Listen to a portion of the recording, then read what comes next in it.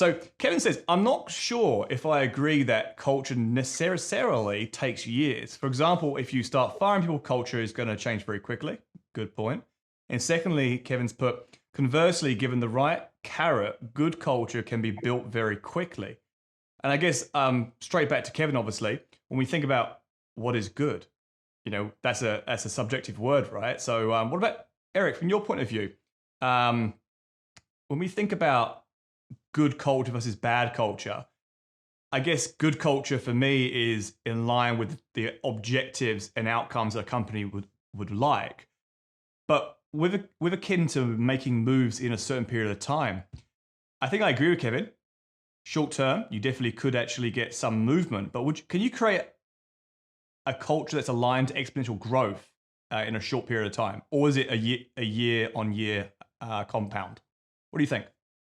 Well, so basically what's happening here is that with artificial intelligence, also companies are using short work cycles, and we have big data.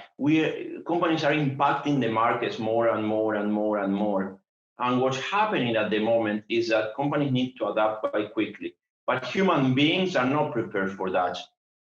No. And then imagine you start working on something and something changed, and then you have to work on something else. And if the companies do not have the right practices and the right culture, then we start having very scarce resources or people. Companies start struggling, and areas of the companies start fighting for those people or even resources, and that increases conflict in the company. This is what I have seen. When companies are not ready for this exponential growth and for this huge amount of massive disruptions, then it's very, very challenging. And some companies develop some culture which looks to be healthy, but then, for example, we see with COVID, many companies that they were healthy as soon as COVID started, they went back to the old habits. And this is what happened. So we have to think of something which is sustainable. I'm not saying that you can build something, especially if the culture is very bad, there is a massive gap for improvement. And But again, though, as soon Eric, as I'll you have challenge you. actions, yes. I'll challenge you, though. So what is a bad culture? So in general, I say that obviously everyone has their private life. I want to be back home, enjoy if you have kids, your kids. So if you have a massive impact in your private life because of your company's work, then that's not a good culture.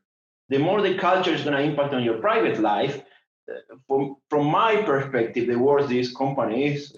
And I know many companies that they say they are a good place to work, but then you have to completely change your private life in order to adapt to the company.